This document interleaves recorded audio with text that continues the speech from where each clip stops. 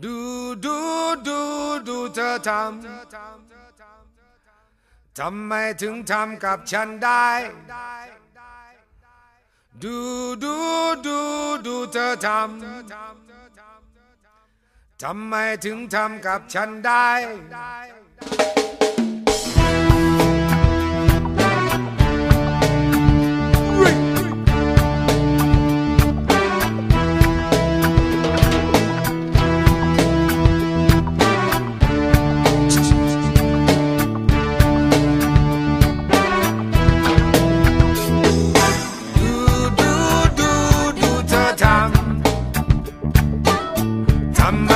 ทำกับฉันได้ดูเธอทำไมถึงทำกับฉันได้เรารักกันชอบกันก็หลายวันอยู่ดีจู่เธอก็จากไปทั้งข้าวของเครื่องใช้ก็ยังดูดีแต่ซีดีบอมมาเล่กลับหายไปฉันเก็บเงินสะสมซื้อทุกชุดทั้งแผ่นใหม่เป็นสะดุดเธอก็เอาไปเอาข่าวของเงินทองฉันจะไม่ว่าและอย่าเอาเสื้ออะไรกัน Okey, bersama lagi kita dengan PFFS TV yang bertajuk PB. Okey, pada hari ni kita bawa Asrul Afendi. Boleh kita kenalkan diri dulu sebelum kita lanjut pada yang seterusnya. Okey, Assalamualaikum semua. Buat siapa yang belum kenal saya, nama saya Asrul Afendi. So dengan kawasan saya di sekeliling perumahan dekat rumah saya ni dipenuhi dengan spot-spot peacock bass. Jadinya saya banyak luangkan masa dengan ikan jenis peacock bass ni berbanding dengan sungai. Okey. Untuk pancingan peacock bass ni biasanya kita akan datang awal pagi lah. Awal pagi ataupun lewat petang. Untuk PB lah. Bila dah tengah hari tu kita relax lah. Duduk bawah pokok relax. Dah. Okey, Asrul. Persoalan pertama saya mengenai tempat dan masa yang sesuai untuk kita mancingkan PB ni lah, peacock bass ni. Okey, peacock bass ni tempat kalau tempat dia tengok pada lapangan kita ni. Biasanya setiap lombong ni, profil lombong-lombong ni lain-lain. Jadi ada lombong yang bersamai, ada yang lantai berselut, ada yang berpasir. So kita kena faham dengan keadaan fizikal kat lombong tu. Dari segi masa dia tak tentu juga sebenarnya. Kadang-kadang ada yang betul-betul awal pagi atau lewat petang, matahari dah naik, hilang kan. Tapi kalau ada setengah tempat matahari dah naik baru dia nak makan. Maknanya dia akan berbeza-beza lah masa setiap lombong. Dia bukannya sama semuanya. Setiap spot lain-lain. Dia mengikut habitat lah sebenarnya kita kan. Ikan dia pun perangai dia lain-lain. Betul lah tu. Okey, seterusnya Asrul, saya nak tanya sedikit lah, orang kata berkaitan dengan mancing PB ni. Di Perak ni kita tahulah kan, banyak lombong, sungai, stream dengan tengah selampang semua kan. Okey. Tambah pula di Perak ni dengan terkenal dengan PB-nya kan. So saya nak tanyalah sebagai seorang pemancing PB ni, apa specialnya kita mancing PB dengan fly ni? Okey, bagi pendapat saya lah kan, biasanya saya ni tak kisah mana-mana pun boleh mancing kan. Kalau ke tak ke sungai, ke lombong. Jadinya dia salah satu option sebenarnya. Kalau sungai kita air tengah kering atau tengah keruh musim hujan, so option yang kedua dalam game peacock bass ni lah. Peacock bass ni memang dah lama dah bertapak. Asal usul dia memang daripada Perak. So dekat sini banyak lombong-lombong peninggalan daripada BJ Timah dulu. So daripada dalam tu memang diorang dah biarkan peacock bass ni merata-rata Perak ni penuh dengan spesies peacock bass ni. Jadi orang kata specialnya di mana? Okay, special dia dia sejenis bass kan. Bass ni dia sejenis ikan pemangsa yang makan anak-anak ikan lah. Diet dia anak-anak ikan dan anak-anak udang. Udang yang apa, udang sampah orang panggil kan. Jadi yang pada mana ada di dalam lombong ni lah. Diet dia apa yang ada dekat dalam lombong. Jadi kalau diet dia makan anak ikan, jadi kita kena buat flies pattern yang menyerupai anak ikan tu lah. Jadi specialnya sendiri PB tu adalah pada base ni, adalah pada namanya. Adalah peacock bass. Peacock bass. Yang mempunyai mulut yang luas. Mulut luas, dia makan, dia ambil meletup, kadang dia ambil top water. Tu yang kita seronok tu kan. Betul. Jadi bila kita dah tahu apa specialnya, apa semua, di mana nak mancing, di lombong, apa dietnya, jadi kita lanjut pada setup rod. Setup rod yang sesuai, termasuk line, rod weight berapa weight kan, dan seterusnya pada kita boleh pergi pada flies. Boleh. Okay, kita mula dengan setup dulu. Okey, boleh. Terang pasal setup dulu. Okey, untuk setup yang saya gunakan, biasanya saya akan gunakan medium range of weight untuk kalau dari segi pancingan land base lah. Jadi kita biasa saya sendiri lah, saya jarang boating. Kalau fly fishing ni saya lebih suka land base sebab kita boleh duduk dalam air macam tu. Shock. Seronok kendar kaki lah. Seronok. Lepas tu lagi satu, setup kita ambil medium range daripada 3 weight hingga ke 6 weight. Dia depend pada tempat juga sebenarnya. Kadang-kadang ada tempat yang nak kena cast jauh, jadi kita kena gunakan weight yang daripada 6, 7, 8 macam tu lah. Sesuai dengan target. Sesuai dengan target tempat yang kita nak cast tu kan, jauh. Kalau contoh ikan dia saiz-saiz tu, kita akan gunakan weight kecil. So macam setup yang biasa saya gunakan, saya akan gunakan rod fiberglass ataupun graphite yang berkemampuan 4 hingga 6 weight lah. 4 hingga 6 weight. Sinking line. Reel saya tak kisah nak guna clicker ke ataupun drag reel pun tak apa, sebab kita jarang gunakan reel. Melainkan kalau PB tu besar lah kan. Bila besar tu memang kena kontrol lah kan.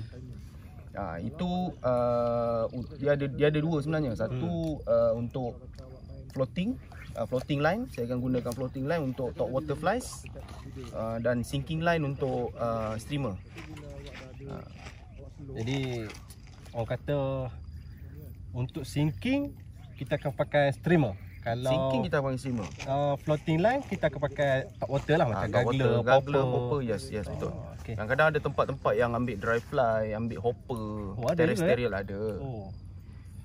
Dia main slow twitch. Kadang-kadang kita stop, tengah ada stop tu dia pom bentuk. Macam tu lah. Okey. Dah setup dah semua kan.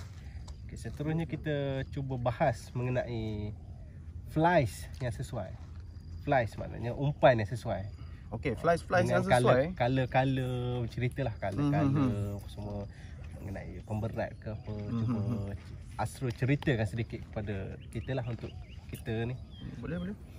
Okey, kalau dari segi flies saya jarang gunakan weight dumbbell eye ataupun lead wire tau. Sebab apa? Saya akan gunakan pemberat tu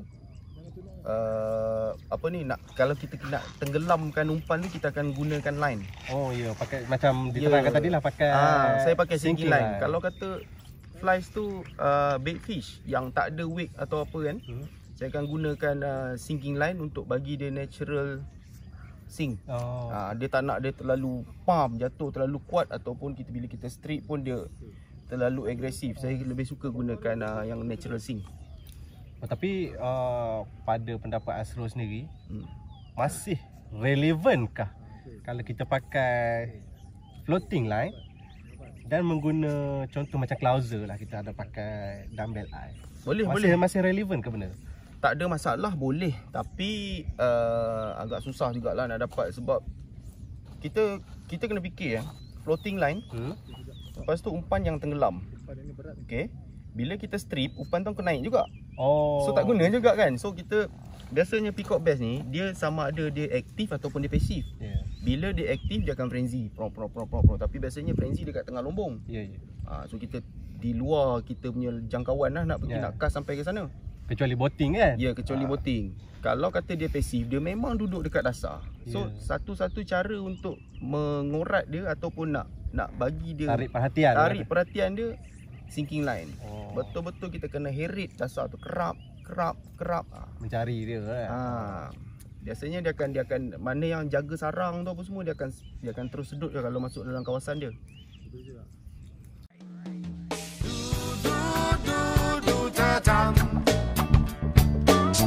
ทำไมถึงทำกับฉันได้ดูเธอทำไมถึงทำกับฉันได้กลับมาเถิดคนดีฉันยังรออยู่ใครจะสวยใครจะรู้ช่างเขาอะไรฉันมีใจดวงเดียวเธอก็รู้ทั้งรู้ว่ารักเธอจนหมดใจหินก้อนเดียวที่ฉันให้คงไม่มีค่าโปรดจงเก็บไว้เถอะนะอย่าทำลายในเมื่อฉันมีเธอมีฉันเส้นทางสู่ฝันคงจะไม่ไกล Okey, kalau macam tu kata Asrul penggunaan flash dengan weight dengan line yang sebetulnya boleh kita, ialah saya pun nak saksikan juga apa nama flash yang selalu Asrul sendiri pakailah untuk mancing PB ni di lombong. Boleh kita tunjukkan sedikit contoh. Flash yang saya biasa gunakan Crazy Charlie atau Closer tu lebih sinonim lah dengan peacock bass ni biasanya. So saya lebih gemar gunakan beat chain sebab dia tak terlalu berat dan tak terlalu ringan. Jadi dia akan jatuh dengan natural. Okey, jatuhan dia akan natural. Okey, macam beat chain. Color yang saya biasa gunakan color yang terang lah. Striking. Color yang kontra biasanya lebih menarik perhatian ikan bila lalu depan kan. So Crazy Charlie dengan Closer saya biasa buat dalam hook size 4 hingga 10 lah. Depend pada saiz ikan. Kalau kata ikan tu kecil-kecil kita buat hook kecil-kecil lah. Ikan besar-besar kita buat hook besar lah kan. Jadinya itu untuk Crazy Charlie dan Closer lah. Jadi flies yang selain daripada tu saya suka gunakan jenis-jenis baitfish. Okey, jenis baitfish. Yang ni saya lebih suka gunakan sinking line. Okey, baitfish kita gunakan sinking line dan zonker. Biasa zonker ni lebih sinonim kepada ikan-ikan kolam kan. Patin, pacu apa semua kan. Tapi PB pun boleh makan. Janji kita kena ada pressure untuk menarikkan dia. Bagi dia menarik lah. Zonker ni lebih natural, lebih melengguk dalam air. Mana dia boleh pujuk mama-mama PB lah yang bawa anak. Betul-betul seolah-olah anak ikan. Kalau yang bawa anak apa semua tu memang kita boleh pujuk dengan zonker ni. Ya. Dan selain daripada tu top water tak lain tak bukan lah, saya lebih suka pakai gagler. Gagler sebab dia satu, dia ringan, dia senang nak cast. Kalau kita guna popper head susah nak cast. Saya guna weight 456 kan. Yalah. Guna popper head besar. Sesuai lagi ringan lagi sesuai lah. Lagi satu dia punya pop tu terlalu besar tau. Saya lebih suka guna gagler sebab pop dia manja-manja je kan. Itu lagi shock sebenarnya. Okey, seru. Jadi semua pun kita dah bahaskan. Jadi soalan terakhir saya lah. Di Perak ni banyak lombong untuk mancing PB kan. Jadi saya nak tanya sikit lah, apa nama orang daripada luar contoh kan nak bertanya pasal orang kata senang cerita jadi guide lah. Boleh ke untuk guide di Perak ni untuk mancing PB? Okey, untuk tawaran guide tu tak adalah saya nak offer diri saya sebagai guide tu, tak. Tapi kalau kata ada kawan-kawan atau sahabat-sahabat yang berminat nak datang ke Perak untuk mencari spesies peacock bass ni kan, boleh juga hubungi kawan-kawan kita yang ada dekat dalam PFFS. So diorang boleh tolong bawakan, diorang akan alias kepada siapa-siapa ahli yang related dengan ikan yang biasa diorang pancing. Macam saya biasa pancing peacock bass ni dalam menggunakan teknik pancing layang ni. So insya-Allah saya boleh bawakan tempat-tempat yang menarik lah dekat Perak ni yang boleh kita gunakan teknik layangan ni. Mana akan boleh terus bertanya di FB lah. Boleh tanya FB ataupun boleh PM direct pada saya lah. FB saya Asrul Afendi Arifin. So saya akhiri dengan ucapan terima kasih kepada semua followers Perak Fly Fishing Syndicate kerana terus menyokong kami dan teruskan follow kami punya FB dan kami punya video-video di YouTube. So kami akan datang dengan video-video yang lain selain daripada pancingan di lapangan. Mungkin kita akan buat episod fly tying ataupun episod fly casting TT dekat atas padang. Kita ada aktiviti-aktiviti tu, tapi sekarang kita terbatas dengan SOP. So kami terpaksa hold dululah. Untuk sahabat-sahabat semua, siapa yang ingin belajar mengenai teknik fly fishing, juga boleh boleh hubungi kami lah dekat Facebook. PM je siapa-siapa yang dekat dalam tu. So kami insya-Allah kami boleh ajar apa yang kami tahu, kami akan ajar. Tak ada masalah, kami tak kedekut ilmu.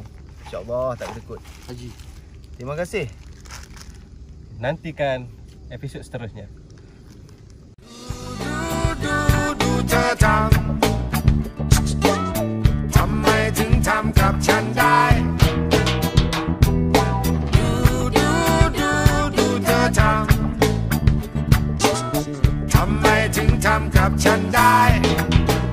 Are you ready?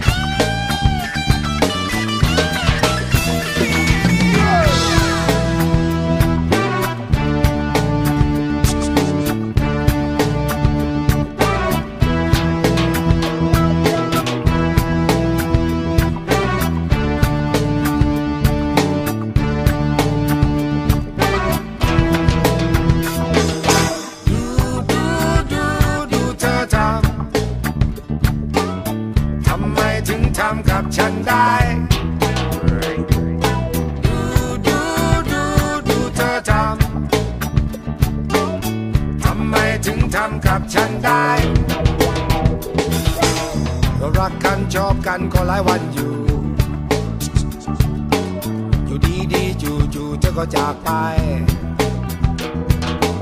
แต่ข้าวของเครื่องใช้ก็ยังดูดีแต่ซีดีบ๊อบมาลีกลับหายไปฉันเก็บเงินสะสมซื้อทุกชุดทั้งแผ่นใหม่แผ่นสะดุดเธอก็เอาไปเอาข่าวของเงินทองฉันจะไม่ว่าและยาวเสื้อลายกัญชาของฉันไปดูเธอทำไมถึงทำกับฉันได้ดูเธอทำไมถึงทำกับฉันได้ดูเธอทำไมถึงทำกับฉันได้